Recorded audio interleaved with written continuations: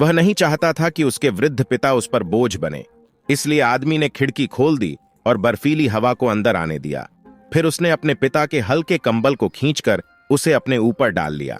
कमजोर पिता को बर्फीले मौसम में मरते हुए देख काल ने अंदर ही अंदर एक अजीब सी शांति महसूस की, क्योंकि वर्षों से बिस्तर पर पड़े अपने बूढ़े पिता की देखभाल करते हुए काल को बाहर दुनिया में कुछ करने का कभी मौका ही नहीं मिला था। अपनी सफलता के सपने को साकार करने के लिए उसने अपने पिता को मरने के बाद तहखाने में फेंक दिया और फिर उसने अपनी पुरानी हवेली को आग लगा दी ताकि वह अपने पिता और अपने अतीत को उस जमीन में दफन कर सके।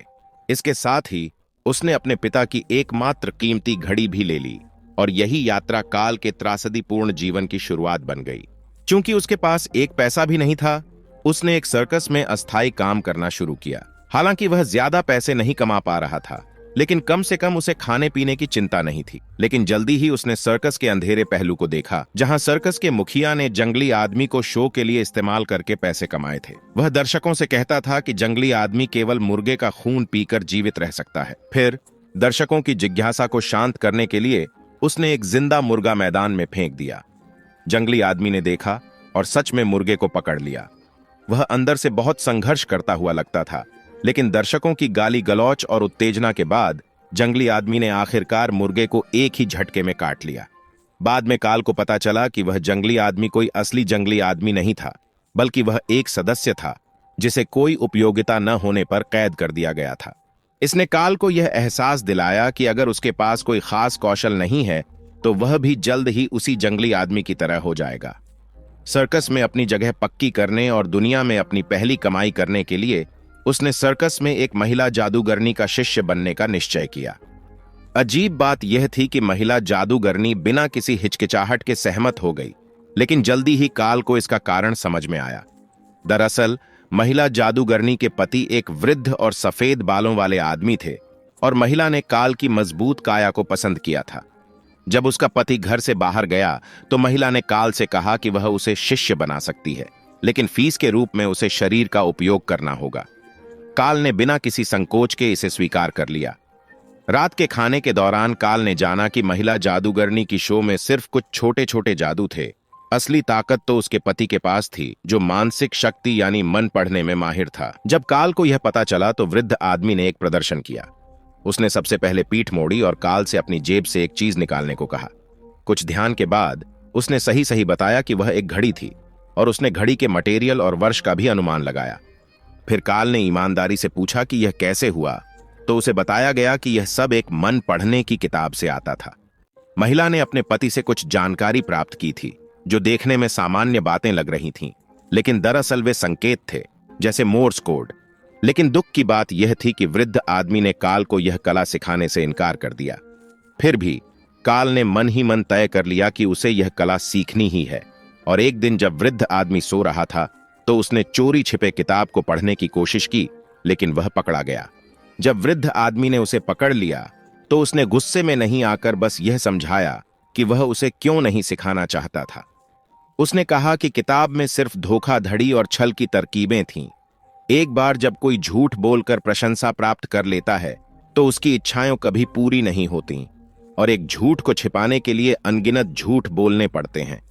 मैंने खुद इसी कारण मेरी जान खतरे में डाली थी और तब से मैंने मंच पर प्रदर्शन करना छोड़ दिया था। लेकिन काल ने उसकी बातों पर ध्यान नहीं दिया, क्योंकि उसे लगता था कि जो चीज नहीं मिलती वही हमेशा बेचैन करती है। अगर नरम तरीका काम नहीं करता तो अब वह कठोर तरीके से आगे बढ़ेगा। अगले दिन वृद्ध आदमी की अचानक रहस्यमय मौत हो गई और लोग मानते थे कि वह शराब के अधिक सेवन से मरा था।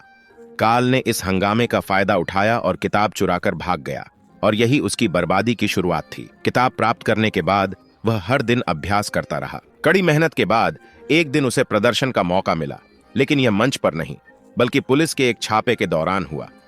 सर्कस में पाले गए जंगली आदमी की शिकायत की गई थी और पुलिस ने सर्कस के सभी लोगों को गिरफ्तार करने की योजना बनाई।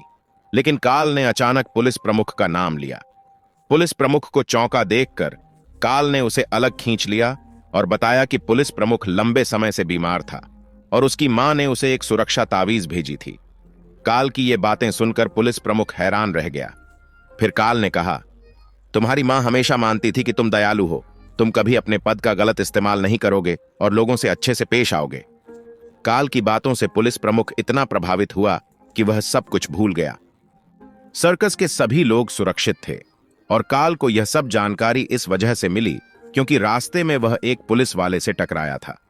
उसने पुलिस प्रमुख के हस्ताक्षर वाला सर्च वारंट देखा और पाया कि पुलिस प्रमुख का दाहिना पैर मोटा था, जिसका मतलब था कि उसके जूते में कुछ डाला गया था। यह बचपन में हुई पोलियो की वजह से था। इसके बाद काल ने सर्कस में अपनी जगह बना ली। कुछ समय बाद उसने अपनी पहली कमाई की और सर्कस की सुंदर लड़की मौजली का दिल भी जीत लिया। लेकिन सर्कस अब काल की महत्वाकांक्षाओं के लिए छोटा पड़ने लगा, तो उसने मौजली को लेकर बड़े शहर जाने का फैसला किया। 1 साल बाद काल एक बड़ा नाम बन चुका था और उसे अक्सर उच्च श्रेणी की जगहों पर प्रदर्शन के लिए आमंत्रित किया जाता था, जबकि मौजली उसकी भरोसेमंद सहायक बन चुकी थी। लेकिन उस रात वे एक मुसीबत में फंस गए। एक अजनबी महिला ने काल की चालाकी को पहचान लिया और उसे तंग करना शुरू कर दिया। महिला ने मौजली से चुप रहने को कहा और काल से यह सवाल किया कि उसके बैग में क्या है। काल थोड़ा घबराया क्योंकि अगर उसने गलत जवाब दिया तो उसकी नौकरी खतरे में पड़ सकती थी। लेकिन काल की तेज नजरों ने उसे मदद दी। उसने देखा कि महिला ने अंगूठी नहीं पहनी थी, जिससे वह समझ गया कि वह शायद एक अमीर अविवाहित महिला है।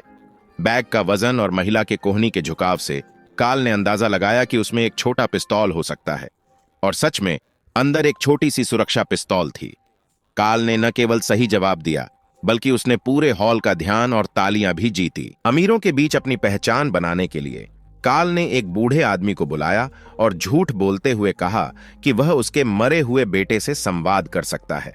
चूंकि हाल ही में हुई उसकी प्रदर्शन से वह बूढ़ा आदमी इस बात पर विश्वास करने लगा था, तो प्रदर्शन खत्म होने के बाद वह बूढ़ा आदमी बाहर उसका इंतजार कर रहा था।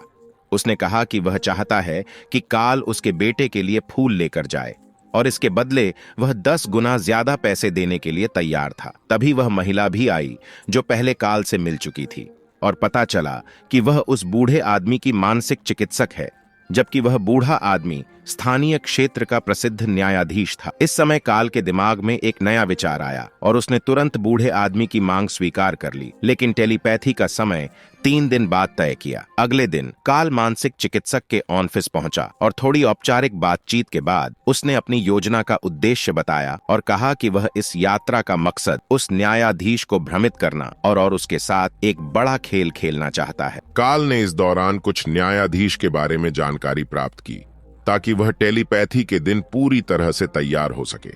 दोनों के बाद मिलने वाली कमाई को आधे आधे बांटने का वादा किया। डॉक्टर ने उसकी बात सुनकर खुशी खुशी सहयोग करने का निर्णय लिया।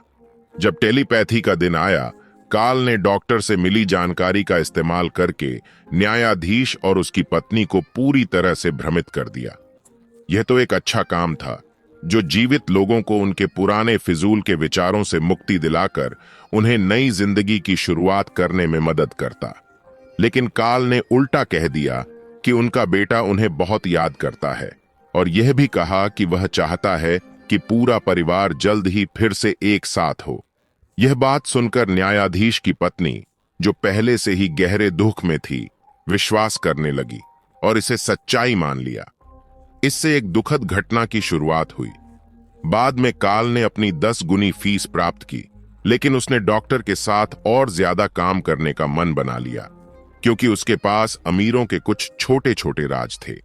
सहयोग की ईमानदारी दिखाने के लिए काल ने न केवल डॉक्टर को तय किए हुए पैसे का आधा हिस्सा दिया, बल्कि अपनी आधी रकम भी डॉक्टर के पास रख छोड़ी। हालांकि भविष्य में उसे इसके लिए एक बड़ी कीमत चुकानी पड़ी। जैसे जैसे काल की प्रसिद्धि बढ़ी, यहां तक कि स्थानीय सबसे बड़े अमीरों ने भी उसे आमंत्रित करना शुरू कर दिया। लेकिन जब वह एक अमीर के 4 मंजिला महल की ओर बढ़ रहा था, तब न्यायाधीश की पत्नी ने भी बंदूक उठाकर अपने दुख का अंत कर लिया। क्योंकि उसने काल की बातों पर विश्वास किया था, उसे लगता था कि इस तरह वह और उसकी पत्नी अपने बेटे से फिर से मिल पाएंगे। वहीं काल ने मानसिक चिकित्सक की मदद से यह जानकारी प्राप्त की कि अमीर अपने पत्नी की मौत के लिए गहरे अपराध बोध से ग्रस्त था। इसलिए उन्होंने अमीर को एक आसान शिकार समझ लिया और उसे लगातार 2 महीने तक बेवकूफ बनाते रहे। हर बार उससे और ज्यादा पैसा कमाया। लेकिन जैसे जैसे समय बीतता गया, अमीर अब सिर्फ शब्दों से मनाने से संतुष्ट नहीं हो रहा था। उसने अचानक यह मांग की कि वह अपनी पत्नी से फिर से मिलना चाहता है और कहा कि वह इसके लिए कितना भी पैसा देने को तैयार है। हालांकि यह एक बहुत ही अजीब और असंभव मांग थी, काल फिर भी जैसे जादू से मोहित हो गया था और उसने इसे स्वीकार कर लिया। साथ ही उसने अमीर से अग्रिम भुगतान भी ले लिया, क्योंकि काल ने जानकारी में पाया कि अमीर की पत्नी और मौजली एक दूसरे से बेहद समान दिखती हैं। उसने मौजली को यह सुझाव दिया कि वह अमीर की पत्नी का रूप धारण करे और जब वह टेलीपैथी का प्रदर्शन करे तब वह बाहर आकर उस भूमिका में दिखे। लेकिन मौजली इसे करने के लिए तैयार नहीं थी, क्योंकि उसकी शुरुआत एक कलाकार के रूप में हुई थी, न कि एक धोखेबाज के तौर पर। लेकिन काल ने उसे मनाया और कहा कि यह आखिरी बार होगा। यदि यह योजना सफल हो गई तो वे एक जीवन भर की कमाई कर सकते थे और फिर कभी इस धंधे में नहीं आएंगे। अंत में काल के लगातार दबाव के बाद मौजली ने सहमति दे दी। काल ने अपनी कार को अमीर के बगीचे के पिछले दरवाजे पर पार्क किया और जैसे ही तय समय आया, मौजली अंदर आ गई। इसके बाद काल अमीर से मिलने गया और टेलीपैथी में बाहरी व्यक्तियों के होने से असुविधा का हवाला देते हुए उसने अमीर के निजी बॉडीगार्ड को वहां से भेज दिया। फिर काल अमीर के साथ बगीचे के पिछवाड़े के पास गया। इसके बाद अमीर की प्रार्थना के बाद मौजली धीरे धीरे उनकी ओर बढ़ी। सफेद कपड़े पहने और हाथों में खून सने हुए थे, जो सचमुच नर्क से बाहर आई किसी भूतनी जैसी लग रही थी। काल का इरादा था कि वह अमीर को घुटनों के बल पछतावा करने के लिए मजबूर करे, ताकि मौजली मौका पाकर वहां से चली जाए। लेकिन उल्टा, अमीर ने सीधे मौजली को पकड़ लिया और उसे गले लगा लिया। इस समय मौजली डर के कारण संघर्ष करने लगी और तभी अमीर ने यह जान लिया कि काल एक धोखेबाज है। वह पागलों की तरह अपने बॉडीगार्ड को बुलाने लगा। यह देखकर काल घबराया और उसने अपना हाथ घुमाते हुए अमीर के सिर पर जोरदार वार किया। जल्दी ही अमीर की गतिविधियां बंद हो गईं और जब बॉडीगार्ड पहुंचे, काल और मौजली पहले ही कार में सवार हो चुके थे। बॉडीगार्ड तेजी से बाहर आए, लेकिन काल ने उन्हें सीधा अपनी कार से टक्कर मारकर गिरा दिया। काल ने हत्या को छिपाने के लिए उन्हें फिर से रौंद दिया। भागने के बाद काल ने अपनी कार एक संकरी गली में खड़ी की, फिर जानबूझकर कार की खिड़की का शीशा तोड़ दिया ताकि यह प्रतीत हो कि कार चुराई गई थी। लेकिन इस समय मौजली ने उसे एक जोरदार थप्पड़ मारा, क्योंकि उसने कभी नहीं सोचा था कि वह पैसे के लिए किसी की जान लेगा।